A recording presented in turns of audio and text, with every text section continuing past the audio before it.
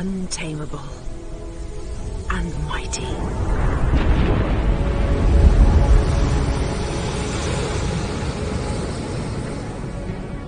The oceans are our last true wilderness.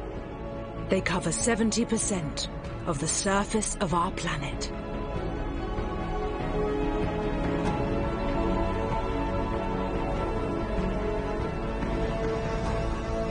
Their power can fill us with awe.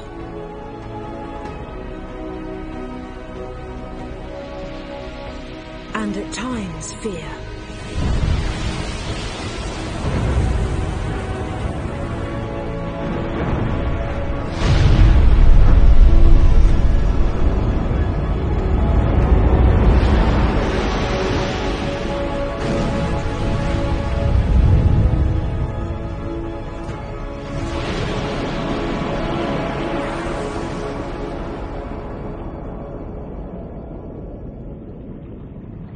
But today, we are also beginning to reveal their hidden wonders.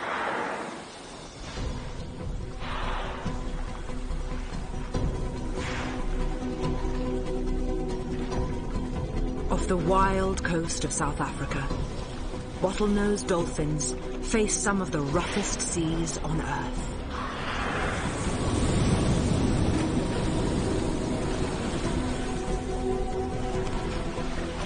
But for them, big waves are an opportunity for play.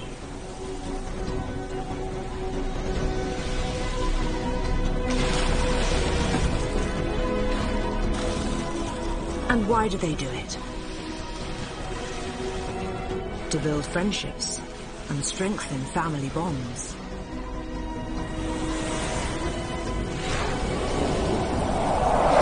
And also for the sheer joy of it.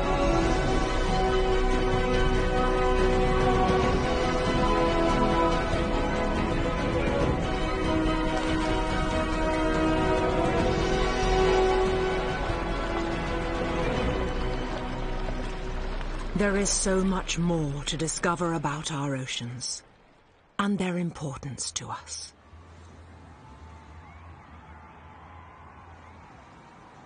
Over 40% of us live within 60 miles of the sea, but it is still the least known part of our planet.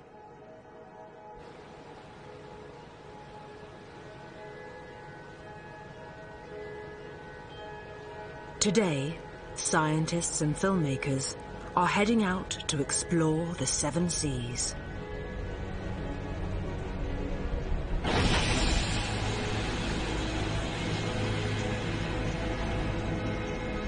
Equipped with the latest technology, their mission is to bring us a new understanding of life beneath the waves.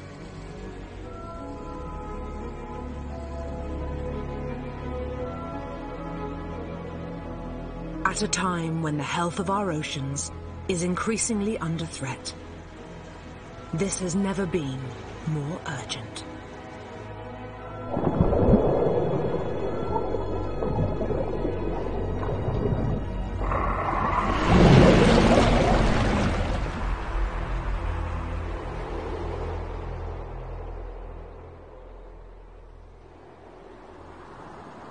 Our journey begins in the warm, clear shallows of the tropics.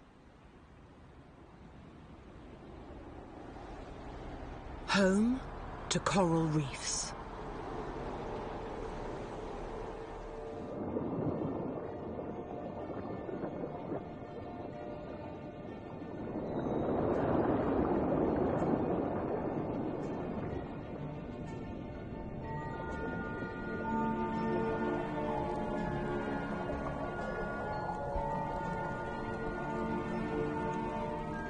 They occupy less than 1% of the ocean floor.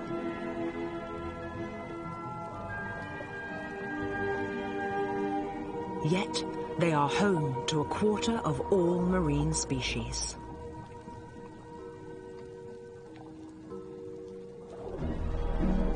Competition is fierce in these crowded underwater cities.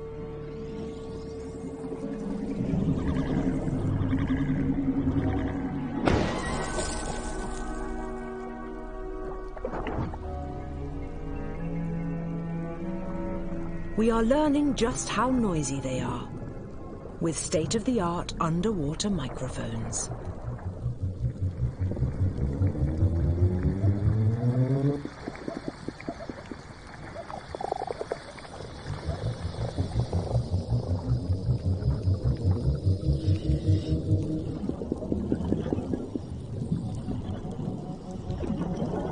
Amazingly, fish can talk to each other.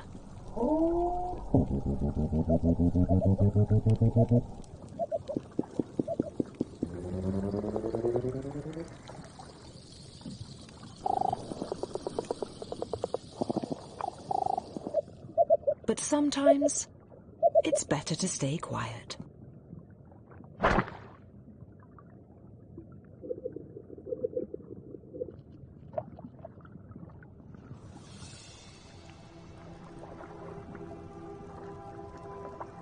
On Australia's Great Barrier Reef, one character is challenging our understanding of fish intelligence.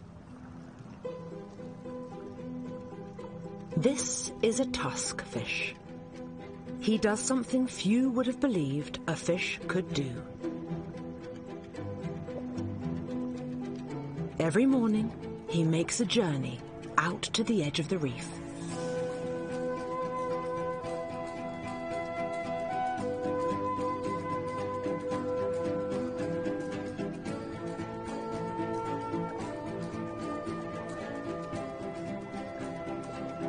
He is looking for breakfast.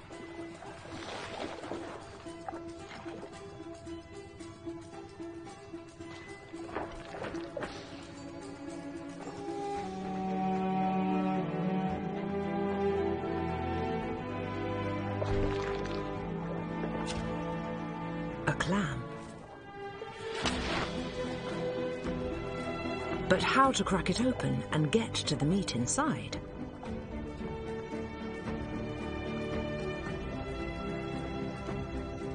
He carries it all the way back to his special kitchen.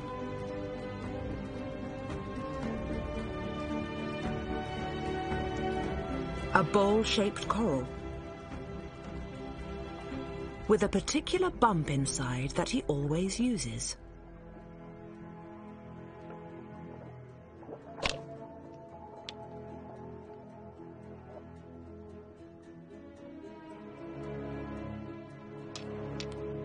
It's not easy if you have no hands.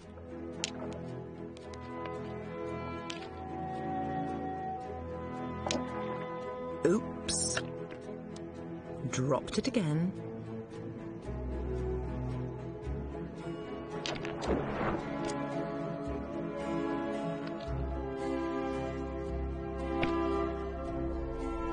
But he's got great determination.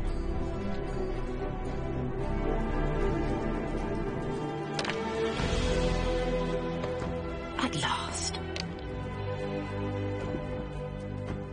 So here's a fish that uses a tool. Some fish are much cleverer than we ever thought.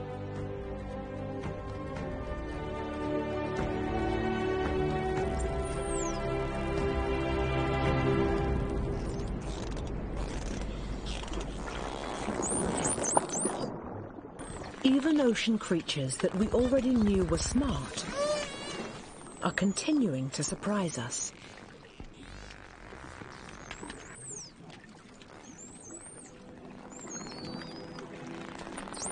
This bottlenose dolphin mum is about to teach her calf an important lesson here in the Red Sea.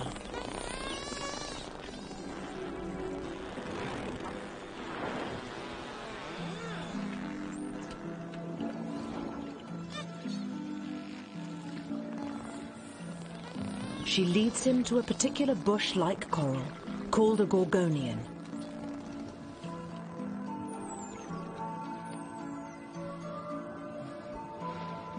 The family rub themselves through the fronds.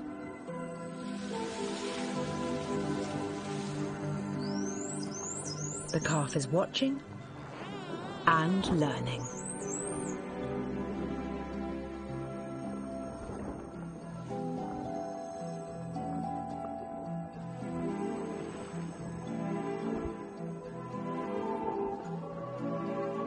Gorgonian fronds are covered with a mucus that can have anti-inflammatory and antimicrobial properties.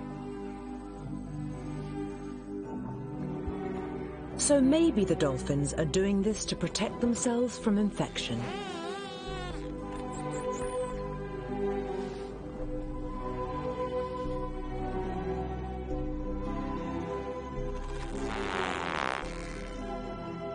The calf may be too young to join in, but his family's secret knowledge of the coral reef is teaching us to search for new medicines here too.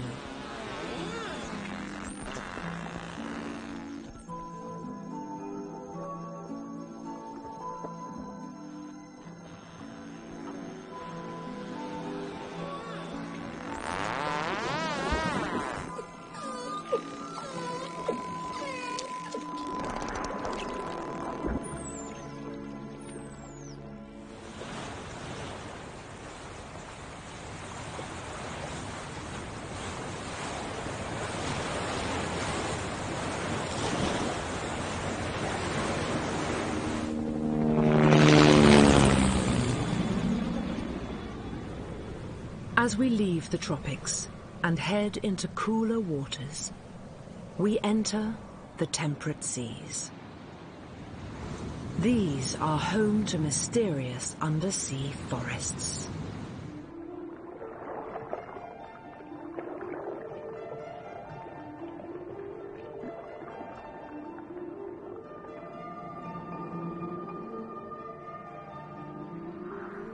Giant kelp, a seaweed, towers 200 feet high, growing 2 feet a day under the summer sunshine.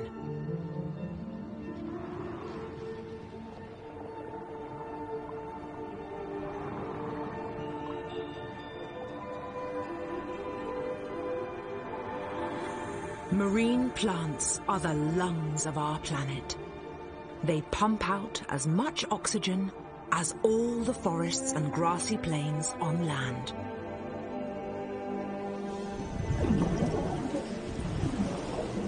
Within their tangled undergrowth, extraordinary discoveries await.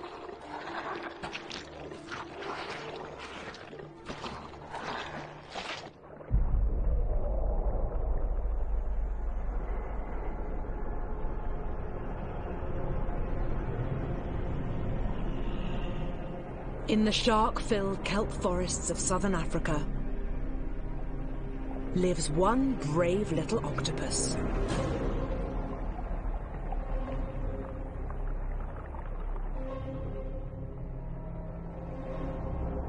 Pajama sharks are every octopus's worst nightmare.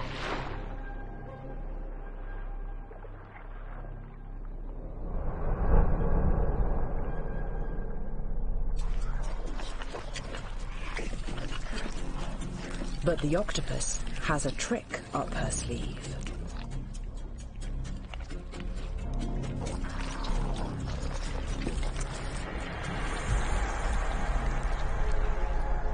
In a behavior previously unknown to science, she disguises herself with shells, creating a suit of armor.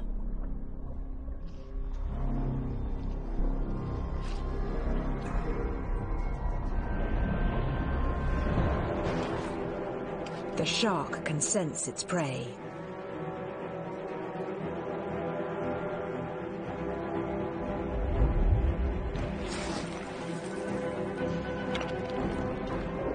But the shells protect her.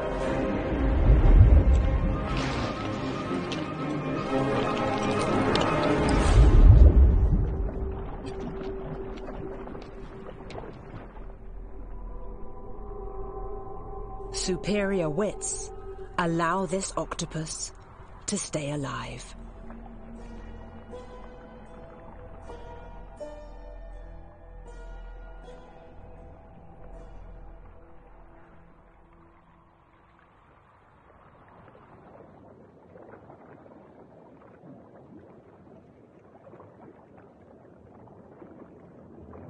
But just as we're getting to know these forests, we're recognizing their vulnerability.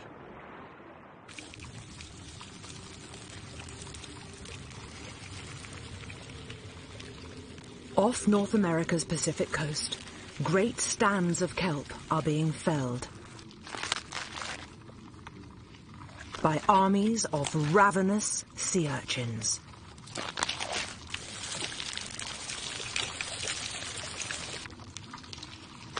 They munch through the roots with razor-sharp teeth.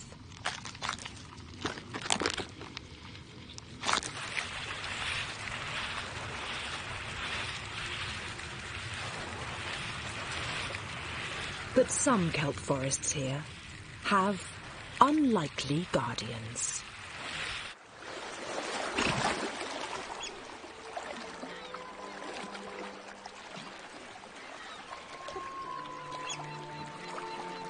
Sea otters.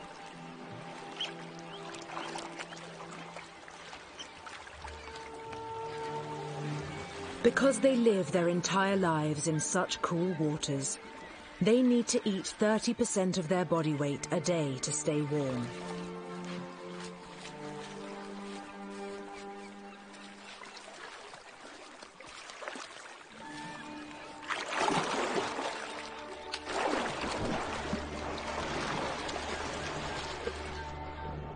One of their favorite foods is sea urchin.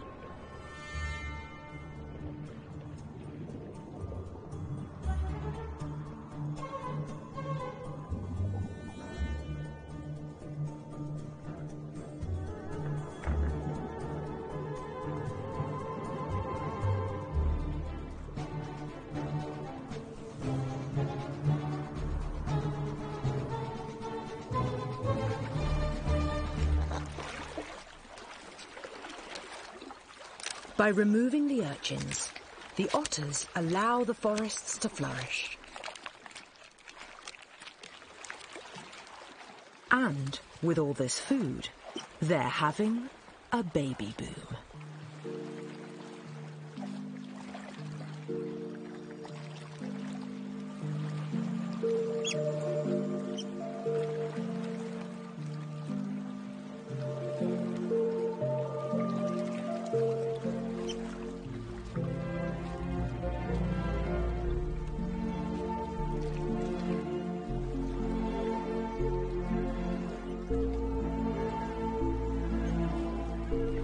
Now, in a few remote areas, sea otters are creating vast rafts, in numbers not seen for more than a century.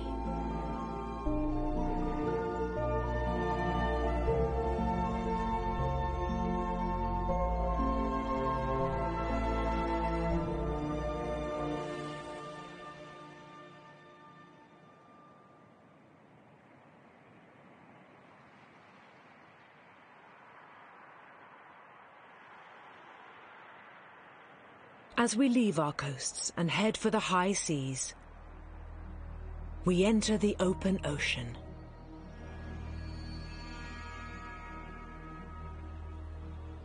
Covering over half our planet's surface, it's the world's greatest wilderness.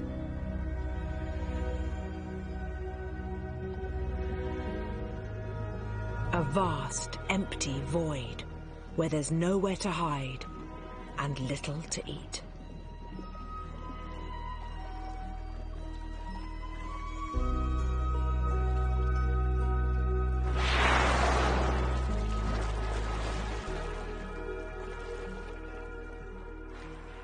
And yet it's home to vast numbers of dolphins.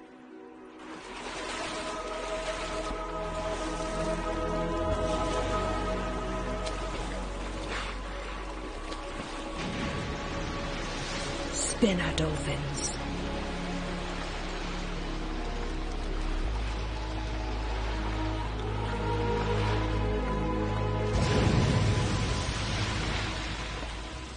They sweep this marine desert for food in a superpod 5,000 strong.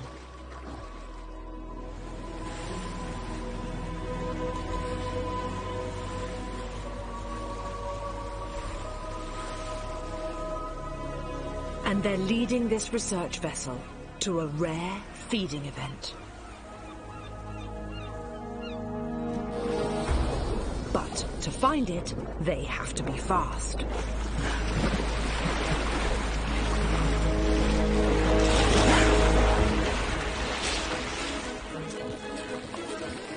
Using echolocation, they lock on to their prey.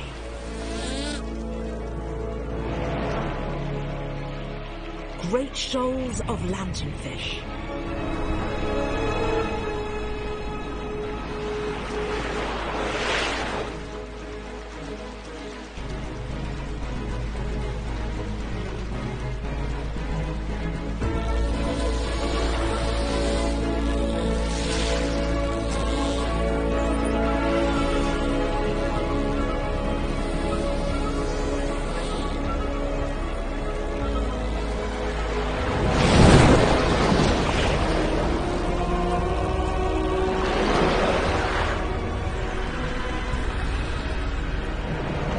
By pinning the school against the surface, the dolphins keep this fleeting opportunity alive.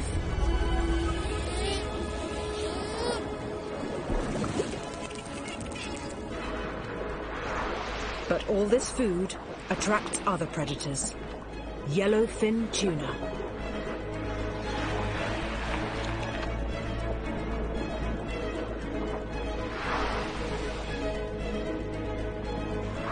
They rip through the lanternfish in a whirling carousel at 40 miles an hour. Now the sea begins to boil.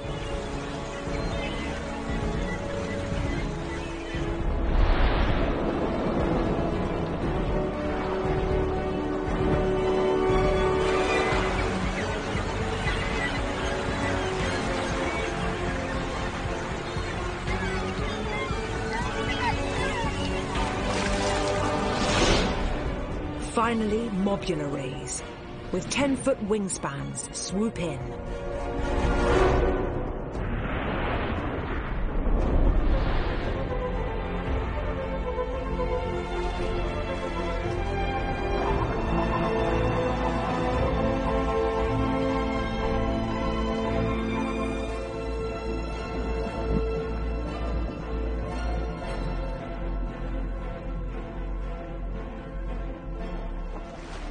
In just 15 minutes, all that's left is a silvery confetti of scales.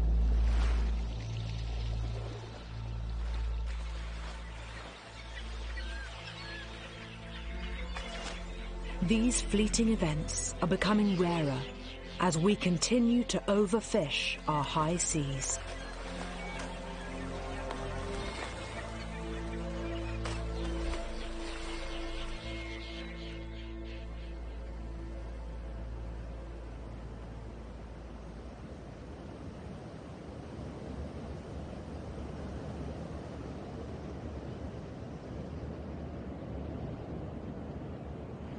The open ocean may be featureless,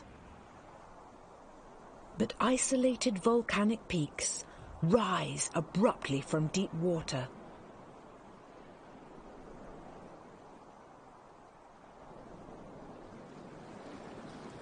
Hinting at a secret world below.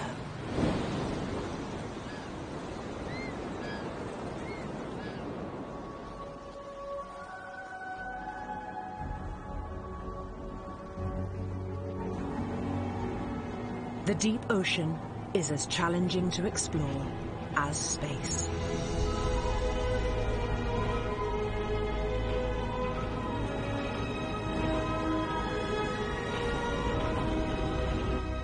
We know more about the surface of Mars than we do about the deep sea.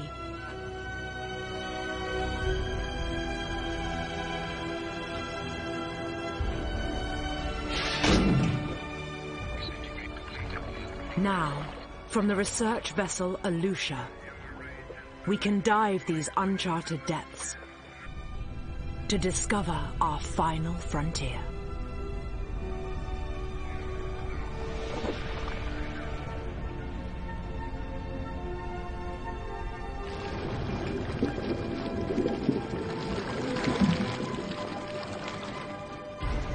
As we descend, the pressure increases relentlessly. 600 feet down, we enter an alien world. The Twilight Zone.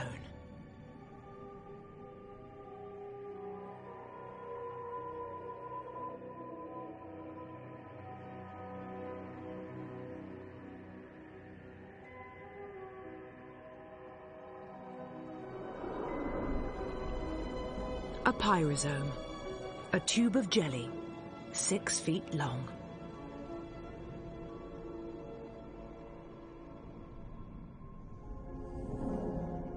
And stranger still, barrel eye. A fish with a transparent head, so that it can look up through its skull.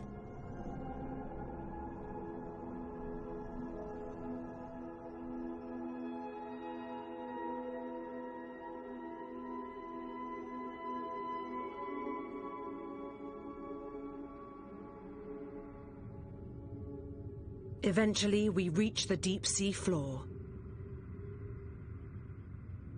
A layer of mud, in places a mile thick.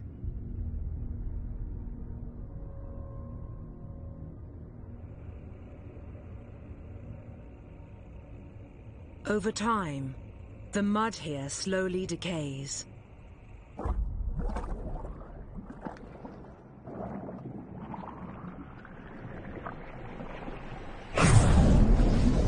Creating volcanoes of methane gas.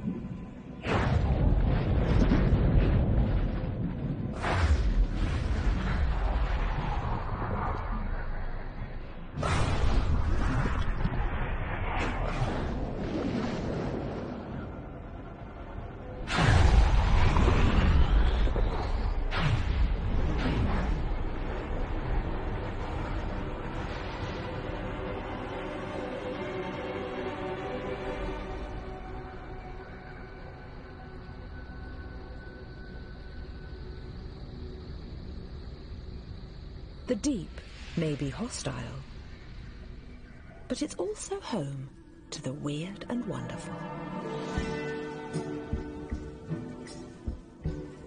Dancing crabs, called yetis, because of their hairy arms, on which they farm bacteria to eat.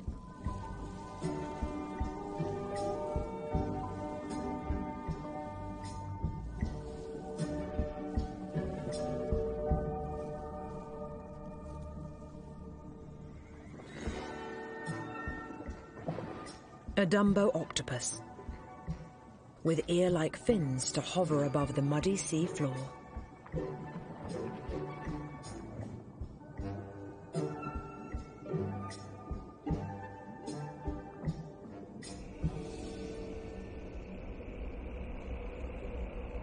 There are also corals here, with more species than on shallow tropical reefs.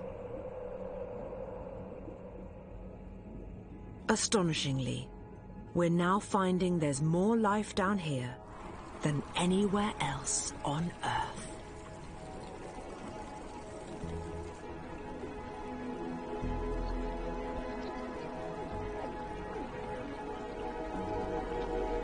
This may seem an alien world, but we are more closely connected to the deep than we ever thought possible.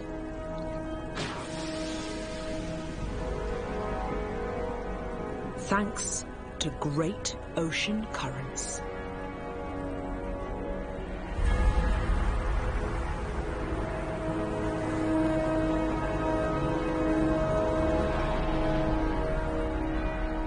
These begin at the frozen poles. Here in Antarctica, the surface waters are so cold and heavy that they sink.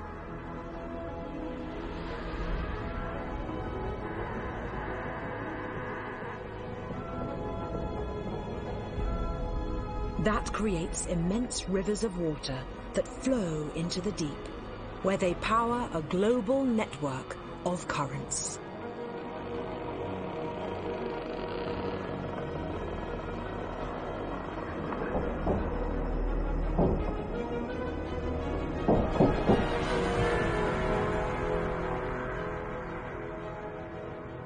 These These currents flow from the frozen poles to the warm tropics and back again, linking every ocean.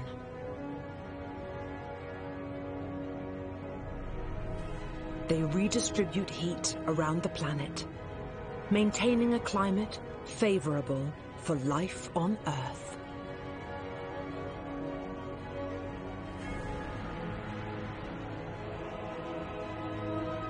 From producing the oxygen we breathe to controlling our weather, the oceans are our life support system.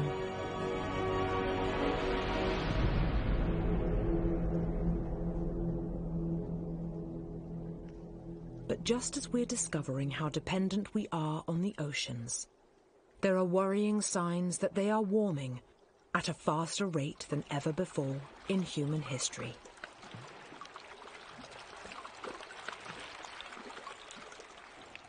And nowhere is this more extreme than in the Arctic.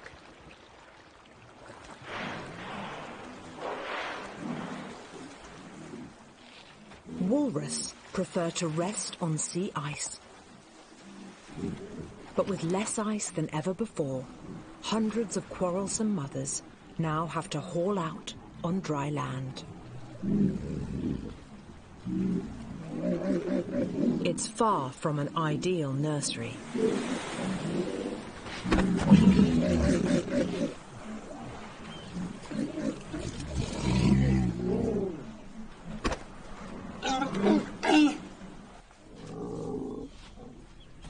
Nor is it safe from polar bears.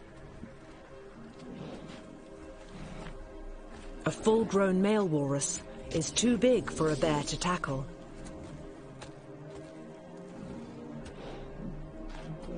So it's looking for a walrus baby.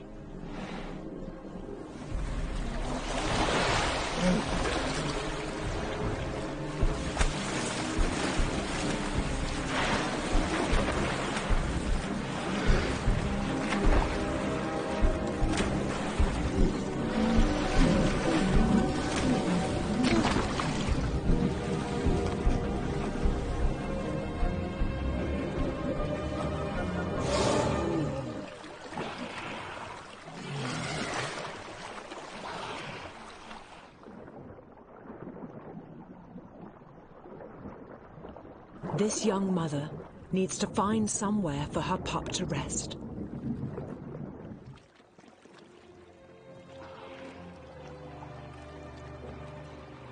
The only safe places are the last remaining pieces of floating ice.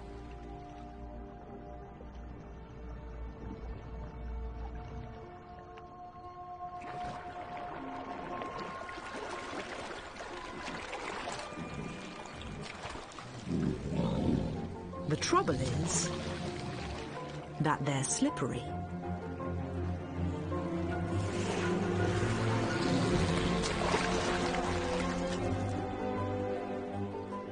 And wobbly.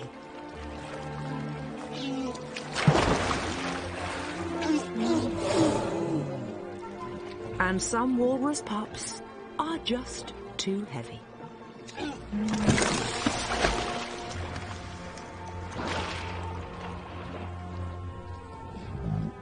The best icebergs are already full.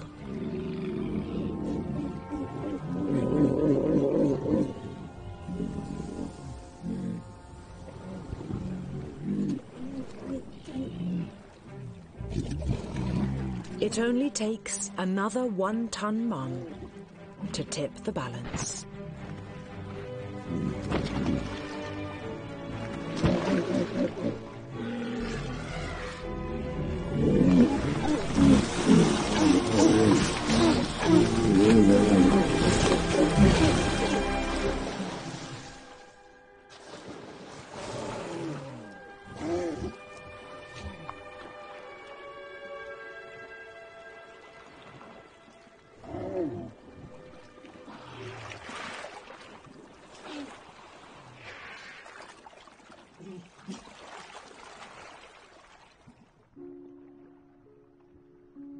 Finding a safe place on these melting shores becomes harder and harder.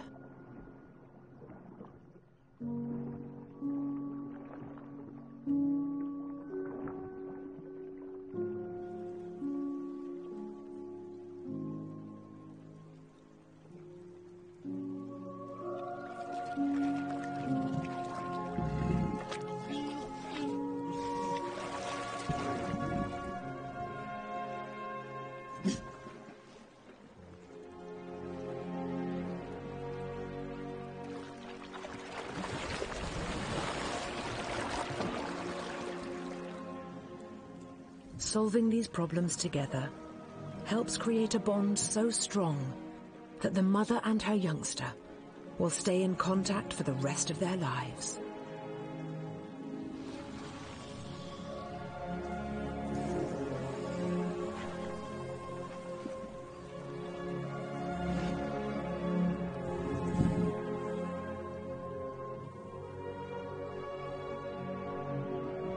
Just as we're beginning to understand the sophisticated lives of sea creatures, so we begin to recognize the fragility of their home.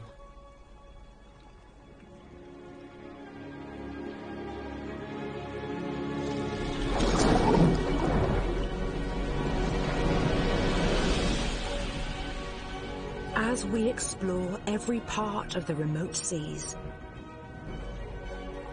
and meet astonishing animals,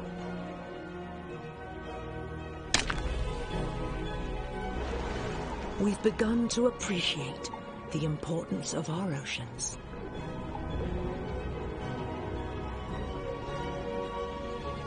There has never been a more crucial time to continue this journey of discovery.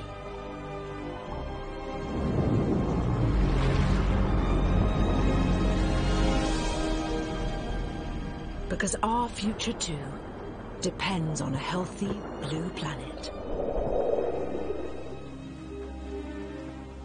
And who knows what other secrets are out there, waiting to be discovered.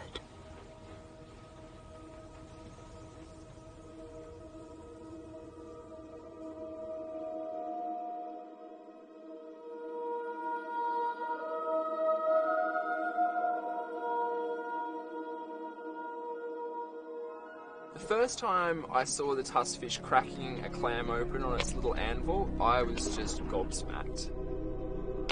He must have hit it well over 50 times. We call him Percy, Percy the Persistent.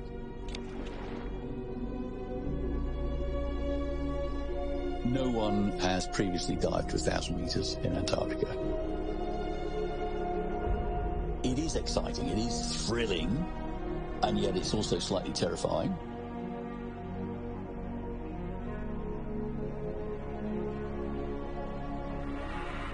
Control, deep rover. My depth is 1,000 meters on bottom. Over. We can't explore the deep ocean remotely without actually going there ourselves. And we're the first to do that here.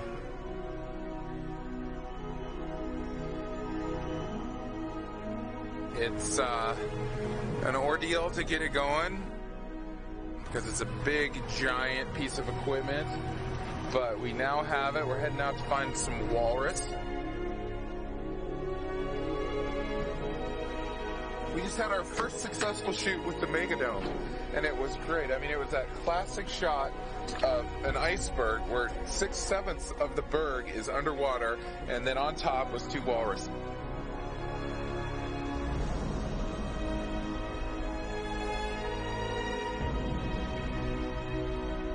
I'm feeling pretty nervous. It's a big swell out there. This will probably be the biggest sea something I've ever been out in. The wave actually hit the back of the sled, hit a big bump, and almost bounced off, trying to hold the camera, and just rode out of it. Just another day at the office.